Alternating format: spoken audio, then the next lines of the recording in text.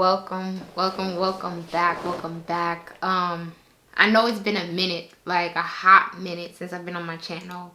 And this video is just kind of like an update and answering as to why I haven't been on this channel and just talk about the direction of the channel. But yeah, without further ado, let's just get into it. So during Christmas, the week of Christmas, and Christmas in 2021 fell on a Saturday. During the week of Christmas, I remember like on the 20th, I got news that one of my childhood classmates slash friends, like, they died and they were killed by police. And that just really shook me. Like, it really shook me. And my brothers, we found out, well, my brother found out from Instagram. I'm not actively on Instagram right now. And I was just like, yo, what? And then we got the news of what happened, and it was just like, it wasn't adding up. Like the information in the news, in the report or the newsletter, what is it, like the paper, it was like an online article, it wasn't adding up. Like, they were saying that there was a call that there was a guy with a gun, but he was shot and he didn't have a gun on him, so it didn't make sense. So yeah, I think on the following day we find out more information, and that he essentially was struggling with a mental disorder, bipolar disorder actually. And I don't know when the article said that he got officially diagnosed, but and then they spoke about other attempts where he tried to like take his own life. So it was pointing towards now that it's suicide by a cop. So when I heard that, like, that just really like rocked me, because the day right before, because it happened early in the morning, about like 4, when he got shot and killed, not too far from his home. And the day before, I saw that he was posting on Instagram, and it was just like, it felt so eerie. Like, this person who once was is no longer. And the fact that it was also the fact that he went through that way to take his life, and it was just really unsettling to me. Especially, I felt a bit guilty. Like, I'm just like, could I have done something? Should I have done something? Like, I remember having dreams about him, but like, I didn't know what I should have done with them. And then I was feeling guilty, and then it was also triggering like feelings of like, yo, I remember being in that place where like my mind was just like a tornado. It just felt like a tornado was going on like 24/7, and I couldn't stop it, and I had no control over it. And I was struggling with when I was struggling back in 2018, when I was struggling with suicidal thoughts. And it was just like, dang, I don't know exactly what he could have been feeling, but I could relate. And it was like triggering for me. And it was just like this time of year where you're supposed to be so happy and so joyful and be surrounded by people that you love, and it's just like supposed to be a really, really hype, good, like feel good season. It was just like, dang, why is there so much death around me? And then I was just like, it was compounded with the fact like I still wasn't where I want to be financially, career wise, just waiting on God to do things. And it just compounded, and I just felt like this burden of darkness, of heaviness was trying to like be placed on me. I remember I couldn't sleep because I was just like so disturbed by the fact that he went, like, that he took this route to like end his life. And it was really saddening. Like, it really was, because I was thinking like, yo, what if he just held on for one more month and God could have did something different? Like, now he would never get to like fulfill his purpose, complete purpose on this earth. Now he won't even like get to have his wife, his kids, nothing. And it just like, I just was mourning because I felt like not only the way he went out, but also all the things that were taken away from him because his life was cut short. And it's just seeing like the mental health of like, I knew him as a jolly, like a really jokey, funny guy. And it's just like to see that decline and ultimate like that ultimate end, like it was very disturbing to me. And I felt like the people around me, like at least that's what it seemed like. My mom and dad, like my mom, brother, they seemed to be getting over it really like quickly. Like, yeah, dang, that's unfortunate, but gotta move on with life. But for me, I don't know. It just really, what's the word? It really like triggered back some old feelings, and I was having trouble sleeping because I didn't want to dream about it, and I was really going through it. And it was compounded where I just wasn't really happy where my life was at that point in time. So what triggered me to really know that something was off, like, because I saw everybody else was like chilling, everybody else was good. So I was like, well, I guess I gotta get over this too.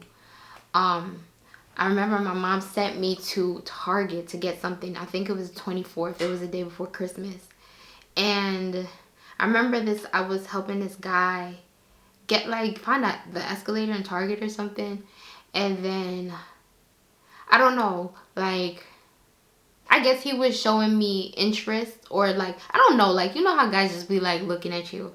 And I noticed when he left, like, my heart dropped. And I felt like, oh, there was a void. And I was just like, dang, like, what is there a void for me to feel the need to want to be comforted by his attention? I was like, what is that void within me? And I had to sit and think, and God was like, you are still mourning. And yeah, like, I was mourning. I was trying to force myself to get over it because everybody around me was over it. Well, at least on the outside. So I was trying to force and push the emotions down, and like that situation triggered that I still had a void. I was mourning, I was grieving, and I needed comfort.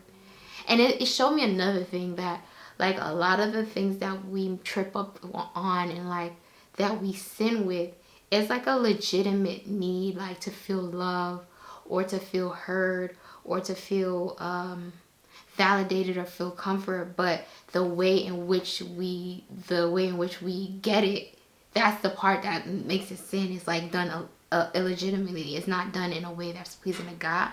So I was like, okay, instead of me trying to seek this guy's attention or like be like hype off of this guy's attention, I was like, let me go seek God.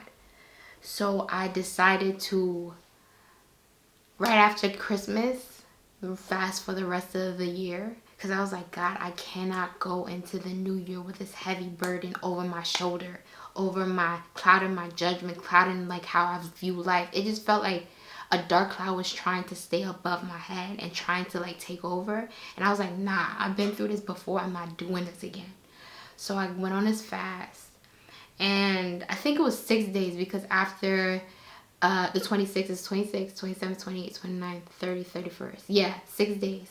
So 3 days I was just, I think I was eating one meal a day. And then the last 3 I was doing just straight water.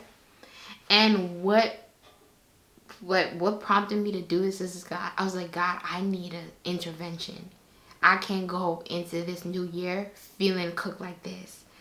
And something that helped me to like, just, I don't know, like something that helped me to be like, yo, this is a legitimate a request from God, and I know he would answer me, is one, there was a scripture in Ezekiel, and as God told Ezekiel, like, I'm going to, like, your wife is gonna die, and right after she dies, I don't want you to mourn. I don't want you to eat, like, I don't want you to eat what they eat when they're mourning. I want you to put your turban on, and I want you to continue your work.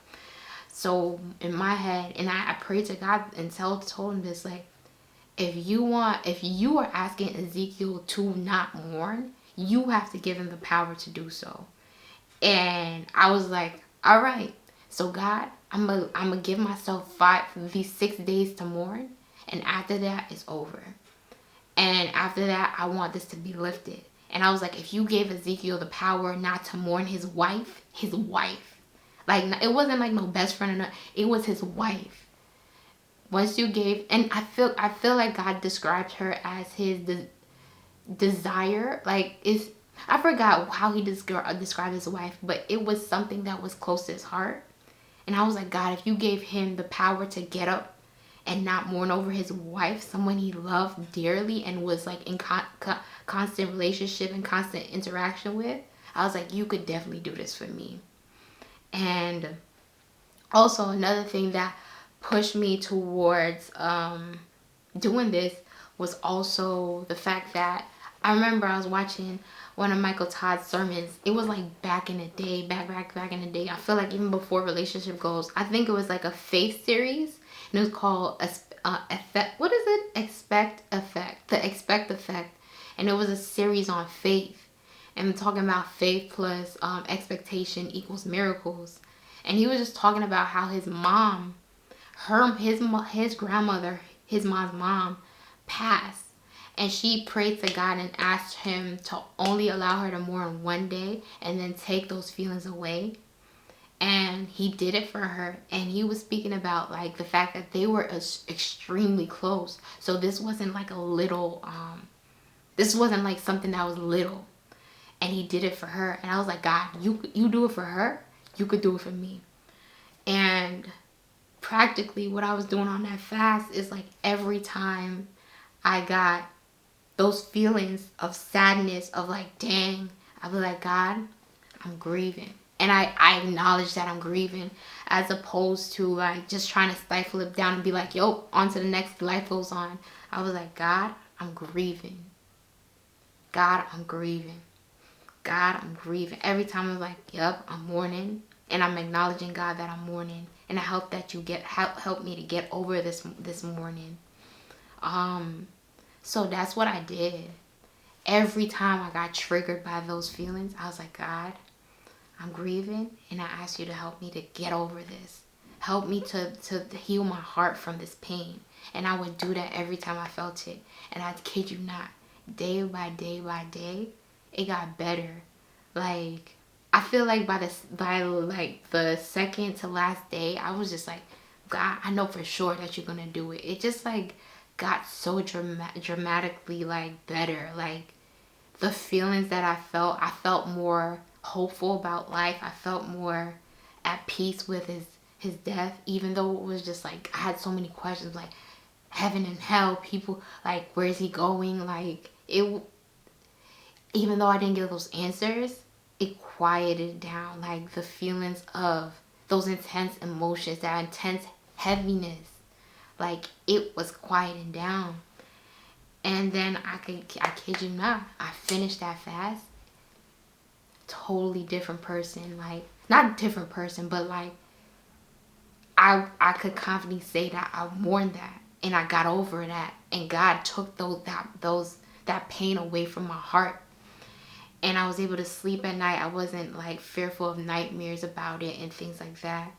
And yeah, like I feel like God wanted me to reveal this to you. Didn't really want to come on and film this video, but I felt like God wanted me to reveal this, like just film this video, because I know so many people are surrounded by death. Whether it's death of family members, whether it's like people who are dying from COVID, people who are dying from suicide, people who are dying from other illnesses, like all those things. People are losing family members, but also people are losing relationships. People are divorcing. People are losing jobs. People are losing the way that their life used to operate, and that sense of normalcy and stability. People are losing that. And I feel like there's nobody in this world right now who is not grieving something. It may not be as extreme as somebody like killing themselves or like turning towards suicide or having somebody purposely harm them so that they could die. But I know people are in some form or fashion dealing with some type of grief. And I guess I just want to make this video like there's a way out. Like God practically did it for me. Like he showed, like within 6 days that burden of that grief lifted. And it just showed me like you can acknowledge your humanity, but you don't have to be stuck there. You don't have to be stuck in that pain and in that darkness and that sadness. You could acknowledge it, walk through it, but you could also get over it also. And I feel like God showed me he's like not in a rush for us to get over our emotions and feelings and our disappointments, our pain, our grief for losing things. And I feel like he just wants to show me this too, that me pretending like I don't feel is not something that's beneficial to me, because it causes more issues in the problem. It's just like people say this all the time, but it's literally just like you have a gash wound and it's just like putting a band-aid on it. You need stitches. And I feel like he taught me like you have to acknowledge where you are feeling the pain, because if I don't acknowledge it, like how would I ever get over it? And it's only going to manifest in other ways, and it's only going to lead me to want to seek comfort in ways that's not pleasing to him or beneficial to me in any way. So I just wanted to make this video to show like, yo, whatever you're grieving, give it to God. Be honest and allow yourself to mourn and grieve the loss of that thing, the loss of what you thought your life would look like, the loss of that relationship, the loss of that family member, the loss of that friendship, the loss of that job. Grieve it and bring it to God, and also ask God to help you get through it. Don't stay there.